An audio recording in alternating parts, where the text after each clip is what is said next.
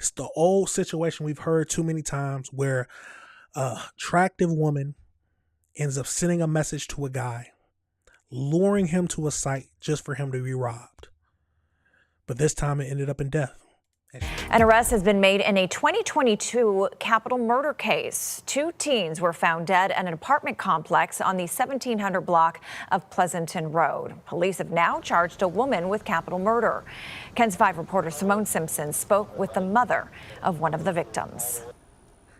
Nearly 4 years after the murders of 2 young men, the suspect, Angie Morales, is facing a charge of capital murder. This doesn't bring my son back at all, but it's a step closer to closure.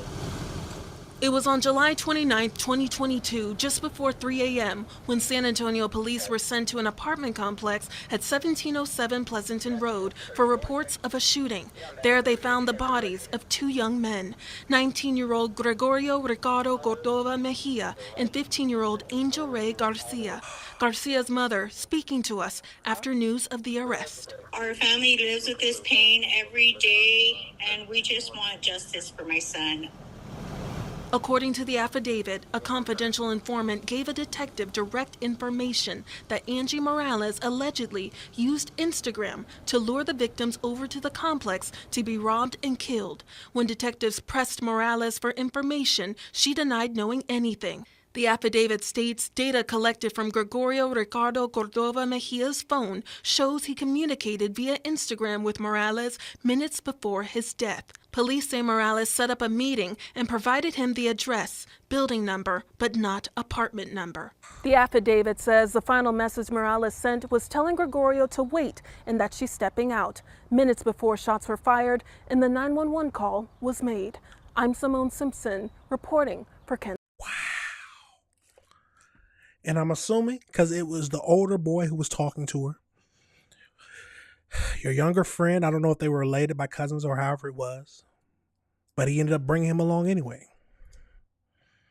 And that is how they ended up both dying. It's a tragic situation, but the confidential informant part makes me sound like someone who was involved, possibly the person who was involved in the situation, who knew, who was a part of it, and was able to get flipped. Because that is mostly how confidential informants work. Someone who was a part of the crime, and they ended up pleading or helping them for a reduced sentence. Let's keep going. Let's go one more video and see if it tells us any more details about the situation. Investigators believe that 2 teenagers were lured to their deaths nearly 4 years ago. Now police have accused a then teenage girl of putting them in the gunman's sights. 15-year-old Angel Ray Garcia and 19-year-old Gregorio Ricardo Cordova Mejia were found shot multiple times at an apartment complex off Pleasanton Road. Our Garrett Berger tells us how police tracked down the first suspect to be arrested. It was early morning, July 2022. San Antonio police responding to a call of shots fired. Down here, they find 19-year-old Gregorio Ricardo Cordova Mejia. Upstairs, between those 2 apartments, they find 15-year-old Angel Ray Garcia. Now, San Antonio police say a then 17-year-old Angie Morales had lured them here. Police say a confidential informant told them Angie Morales had colluded with others to rob the teens, and those other people were the ones to actually kill Garcia and Cordova Mejia. The informant gave police Morales' Instagram username, satx.angie. Investigators checked Cordova Mejia's phone and found he had been communicating with that account, which had set the meeting with the building number where the teens were killed. The last message came minutes before shots were fired, with Morales telling Cordova Mejia to wait and she was coming out. Police say the name and birthday tied to the Instagram account is the same Angie Morales the informant had identified, and the number associated with the account is the same one the informant gave them. And the phone tied to that number was in the area of the murder when it occurred. Though the arrest documents don't accuse her of pulling the trigger, under Texas law, the now 21-year-old Morales is considered a party to the crime and faces a capital murder charge. Okay, we got to pause it for a second because I don't know if y'all minds was turning like mine was.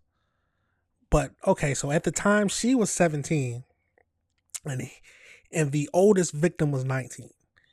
My first question is, why was the 19-year-old messaging her in the first place? Now, I don't know if I would like to hear about what the contents of the messages were. Was it something like meeting up to hook up? Was it meeting up to What in general was the meetup about? Was she trying to sell something? Was he trying to buy something? Because if he was meeting up to have to sleep with an underage girl, I mean, that just unless the age of consent is different, it's 16 over there or something like that.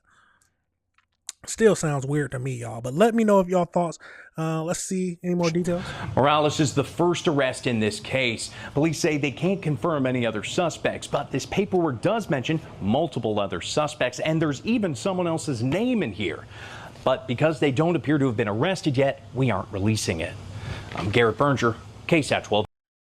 This is a very weird situation. Let's go over to the AI breakdown just to find out a little bit more information about this case and bring it full circle. So as we know, we got Angie, 21 years old as of today, was arrested and charged with capital murder after the San Antonio Police Department detectives used recovered Instagram messages to link her to a 2022 double homicide.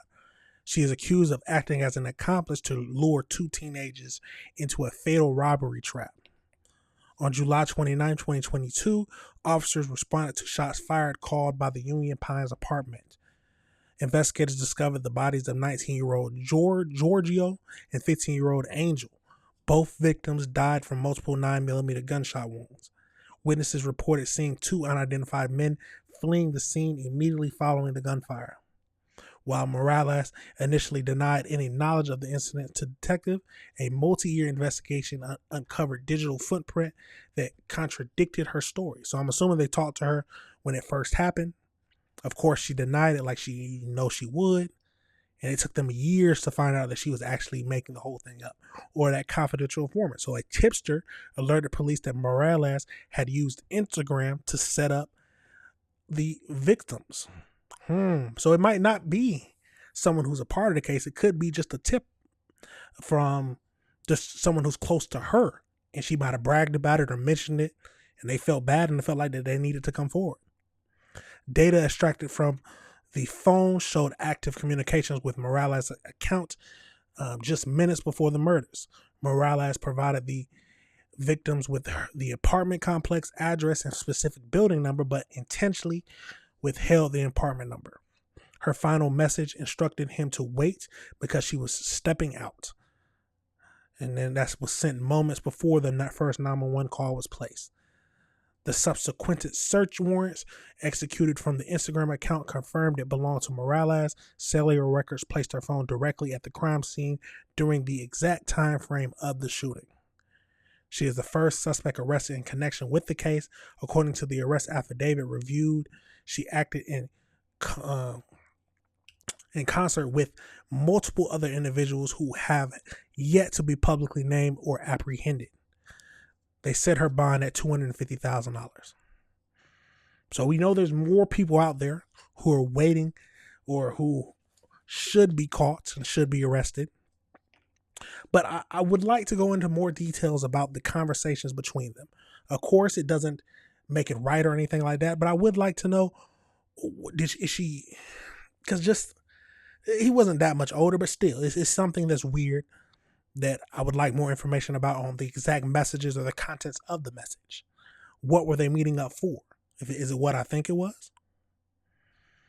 But no matter what it is, at the end of the day, she set up two men to get shot. She set them up. She knew what was planning. I don't know if she was forced or not, but we always got to think about that possibility. But at the end of the day, if she wasn't forced and she went along with this willingly, she deserves to be punished with the highest extent of the law, just as much as the people who actually killed her. But let me know your thoughts on that situation, y'all, and let me know if you disagreed with anything I said.